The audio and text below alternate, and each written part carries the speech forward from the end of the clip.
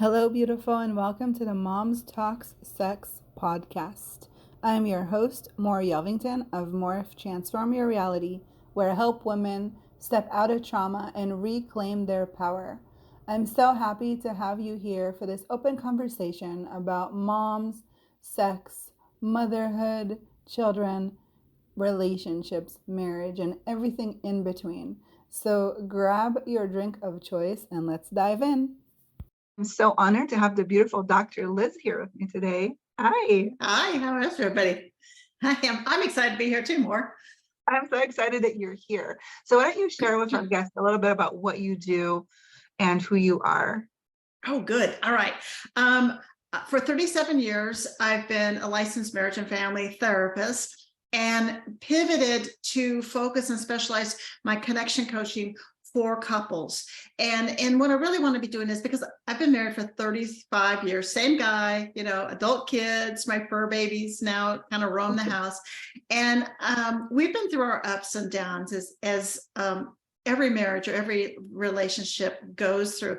And my passion has been to help other couples not struggle or feel like there's something wrong, giving them the tools and the strategies and the insight so that they're not misinterpreting or missing out on that really loving and, like you said, intimate, sexually intimate, as well as emotionally intimate relationship that so many of them are falling short on. And so that's my passion. That's my goal, to bring all my years of working with women exclusively and children, and now as time evolved, moving into couples. And really that's my niche, is helping couples love their relationship, love themselves, and reconnect with each other.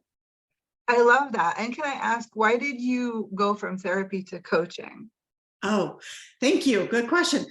Well, the thing is, there's a place for therapy, all right, but it's not when we're talking with couples, especially not when we're talking with couples.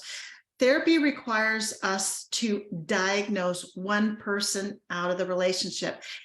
That's not fair. One person gets thrown under the bus. I've seen so many nice people raise their hand like, hey, do me, kind of thing. But one, it backfires. Oftentimes, if the relationship doesn't go where they want to, there's custody issues. There can be long-term stigma attached financially, life insurance, health insurance, but also it's not right because it's the relationship that is the area that needs to have some tools. It needs a good objective deep dive on it, and then say, here's the tools, here's the pillars within your relationship that are good, let's leave them alone, but here's some that are gaps. And so therapy goes once a week and lasts for years, and it reinforces that there's something wrong, we have problems, and we've made poor choices. Coaching is strength-based, it's action, it's fast. I go in there, we with foundations first, objective assessment. I chat with people very intimately and get the deep dive. They open up, and we keep the strengths, because everyone has strengths. That's what makes us so special, right? That's why we said, hey, you're mine or I'm yours. But I fill in the gaps with the right insight, the right tools, even just communication strategies, so they're not missing what's there and available, just hidden. So, I love that. Thank you. So working with couples for so long and women, what do you think are the main reasons that people come to you for? Well, they don't really lead in on the sex and the physical, emotional intimacy. They lead in on the dishes are stacked up in the sink. They don't help with the kids, or they don't parent it right, type of thing. But weaving in underneath that is that they're not feeling loved. They're not feeling connected emotionally and physically, maybe feeling burdened, and not aware of what they need or what's normal or what their partner needs. And so when we talk about sex, when we talk about intimacy, yes, it's a touchy, personal subject, probably right up there with money, right? People like, ooh, I don't want anybody to know what's in my bank account. Well, ooh, I don't even know what's in my bedroom. Kind of thing. Yep. Definitely. That's why they go hand in hand so well, don't you think? Yes. I'm Yeah, sure we you just, have those success stories. The minute the couple is, together and they're having connections, suddenly their financial situation also changes. I call that Mhm. like the diamond status. When you're in your diamond status, everything works together in a flow. And so, what are the tools that you give your clients that, when we find out the bottom lining here is really the connection, wanting to be desired, wanting to be seen and heard and safe, and really wanting, I feel like it's the needing to be adored in a way, right? You just want somebody to see all the effort you're putting in. You want somebody to see that you are valuable. And a Mhm. lot of that feels like it kind of gets Yeah. under the table, especially when you're such a busy mom and you're always doing all the things and you feel like you're doing it all. Like I've been there, I totally get it. Yes, yes. One mom to all the other moms, absolutely, and working mom too.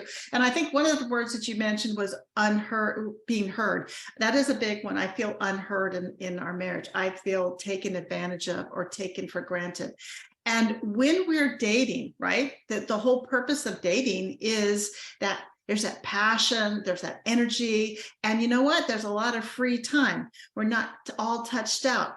And I still remember when I talk about women, I talk to women about, do you ever feel like all touched out? You're nursing, or you got these toddlers, they're Mhm. climbing on you, or you've morphed into a chauffeur and a chef. Yes. And oftentimes because and I'm not trying to throw the hubbies under the bus because they have their places, but so often that there's things that moms do initially that link the kids into that mom's the first default. And honestly, for many of my men, they'll say, well, she's a woman and she's babysat or she had siblings, so she knows how to do this better. So I'm going to default. And so out of a natural thinking like her skill set's better, oftentimes moms get the heavier burden or heavier load initially. And we oftentimes define ourselves by that status. I used to have a brain, I used to have a career, and now maybe I'm the one that's staying home. We've done the math and we decided I'm staying home, or I'm going to work, but I'm trying to make up emotionally and to clear my conscience as well as the regular stuff is when I pick the kids up from school or daycare, is coming home and creating that family experience. And so there's a lot of, I call it the woman's list that is in their brain. Yeah. And and men's list, when I get ahead into their heads, don't necessarily line up, and we don't necessarily share. And that's where the intimacy gets dropped, the conversations outside of so the this one's teething, that one has a school report I haven't had a chance to get to, we've run out of bread, and so I don't know what you're going to make, but you need to make something for lunches, because and so it's more task driven. God help them when they go out on a date, if they do get a date, if they get some quiet time, the kids are in bed, that intimate time that used to be where they'd cuddle up on the couch during the dating or the early courtship, and I call it BC, before children phase. We were a priority, they were a priority, and it slips. And so that's where I see a lot of my folks, if I'm fortunate, they're coming in and they're saying, we don't seem to be a priority. We're not hearing each other, we're not communicating, and they incorrectly assume that the relationship is bad, and it's not necessarily. They haven't managed life transitions. They didn't have the skills or the insights. They didn't have an aunt that sat around and said, hey, honey, let me just tell you, you get one kid, that's okay, but you get 2 or 3 and they're still in the bed. Now you've got, one that you're nursing, and you've got a toddler and somebody else, and they're on your bed. You're not getting that kind of guidance. Okay. So I step in and we do really an objective and then a very personalized, unique assessment on each of them individually and the relationship as a whole. Because really, when you come to see me, there's 3. There's me, there's them, and there's the relationship. And we talk about the things that maybe they're just not aware of because they're just so deep into it. I love it. So where do you come into play? What kind of tools can you give them to really, rekindle that? Okay. Well, one of the things is I ask them to share what it's like to be in their relationship. So they'll walk through the different situations. And like I had one couple, and the complaint was that she was the workhorse and she felt like she just did it all. And that's pretty common. And that the only time she got any kind of attention or help was when he wanted to have sex. And so we're talking about, she did dinner and she's at the kitchen sink and she's washing the dishes. And he says, well, here's one of those times when I was trying to show her some affection. And I came up to her and put my arms around her to give her a kiss on the back of her neck. And he said, I wasn't trying to grab or crop a feel or anything. I was just, and she just like elbowed me and got real stiff and said, like, not in front of the kids. And I said, I'm not this creep that would have done something inappropriate. So I was doing something really nice, I thought, and the kids were in the other room with their backs to us watching the television. So I don't know what's wrong.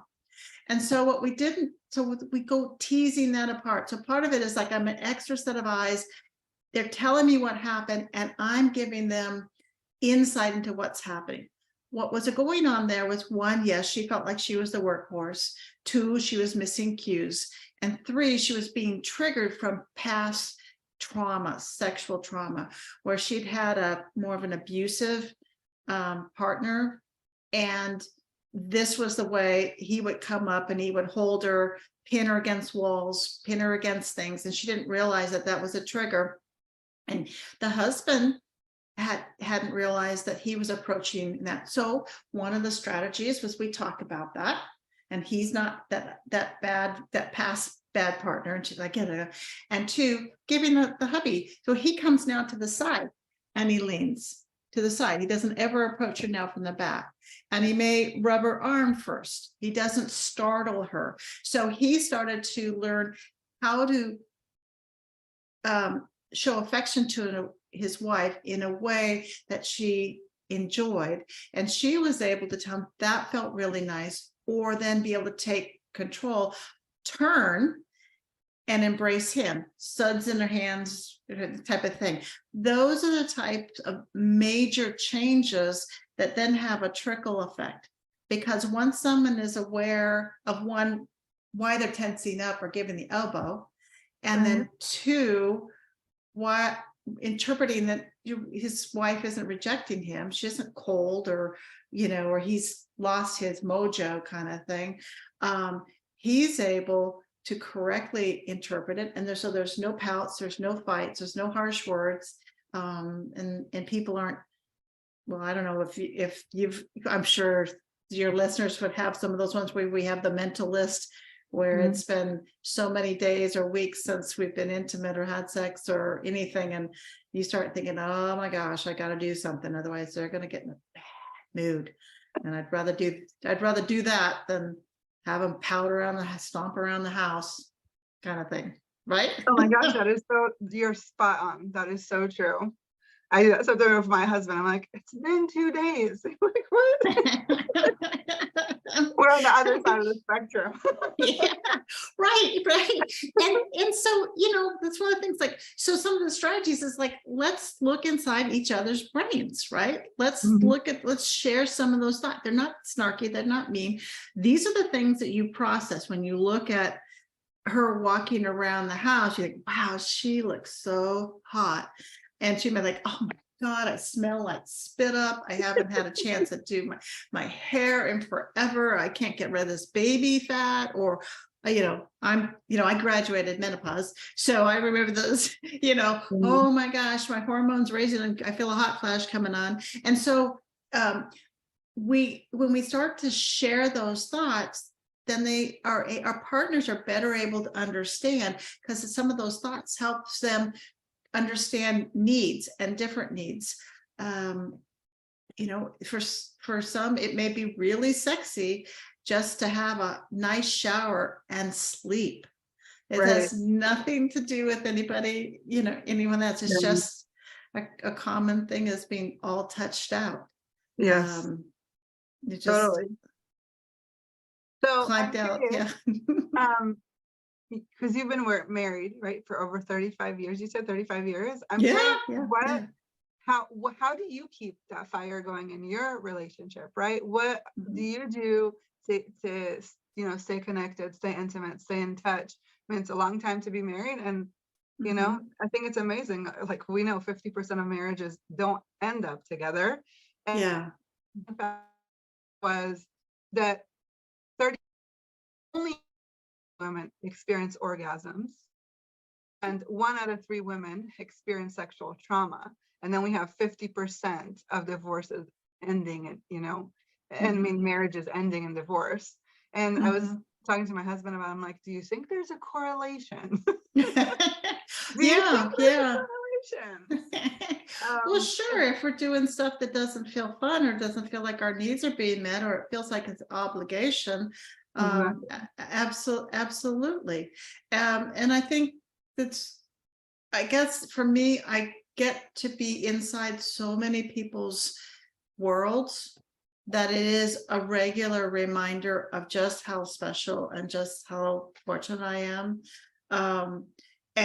And as I see things that have helped us, like I have a free gift that I give, offer folks. It's the couples connection checklist, because I saw what 2 busy people doing and going and coming and go, and for us personally, and how do we check in with each other on a regular basis? And there are some couples that through work wise or old history wise, they don't stay connected.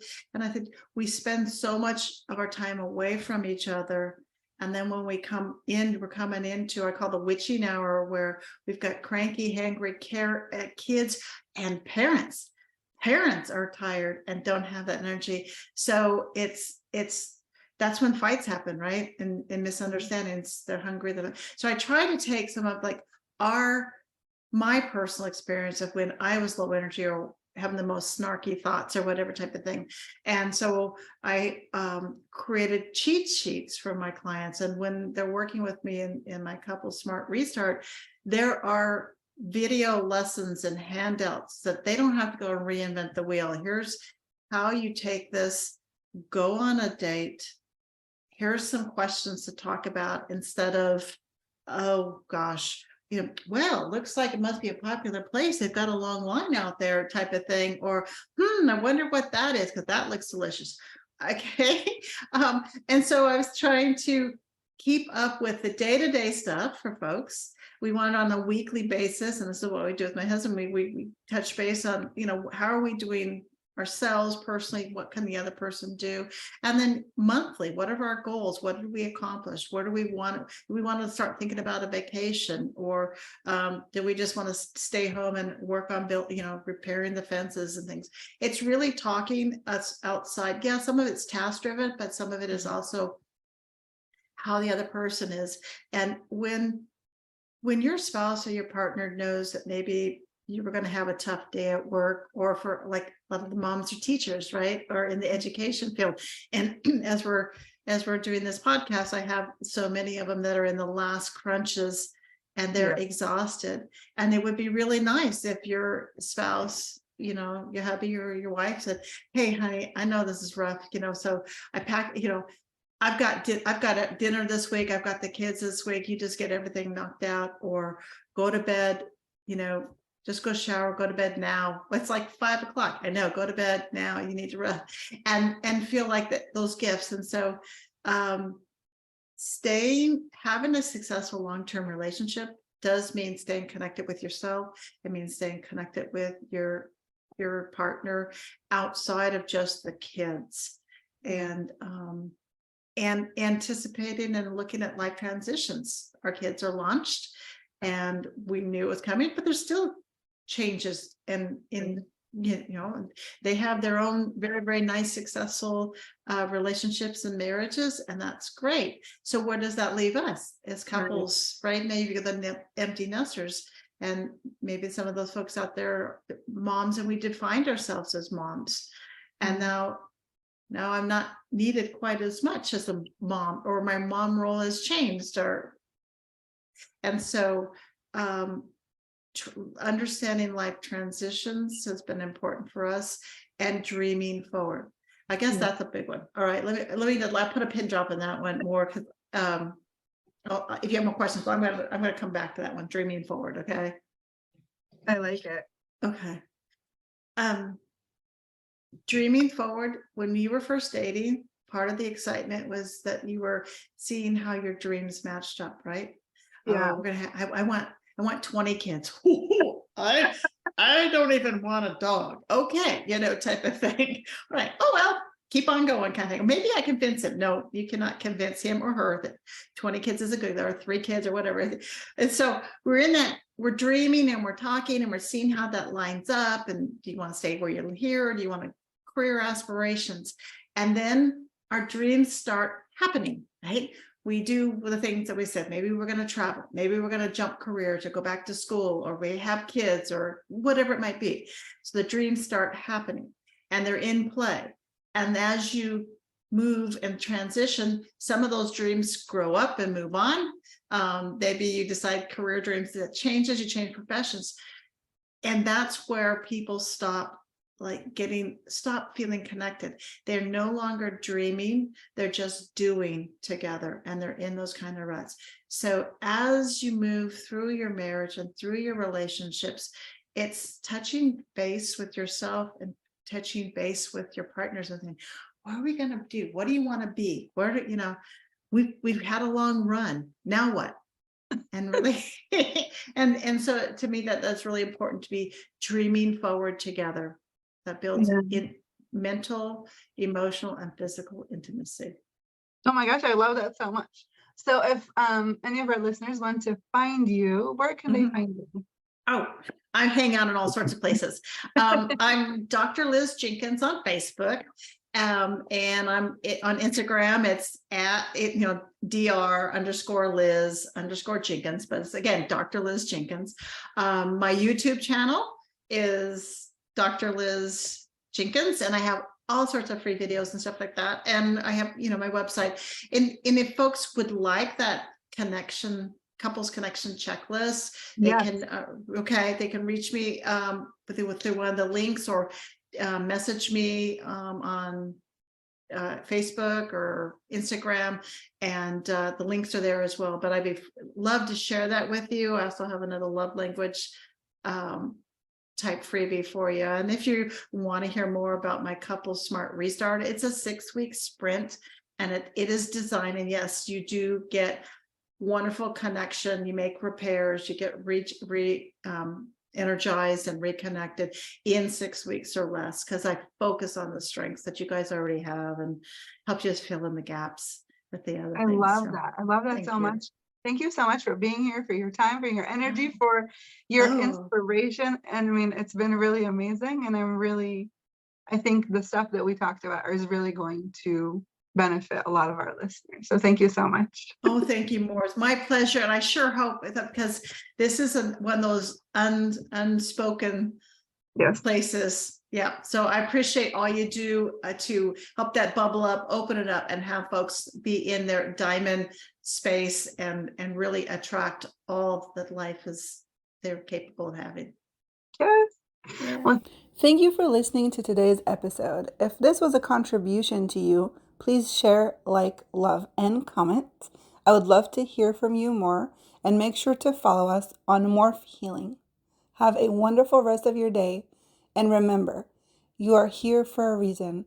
I see you. Love, more.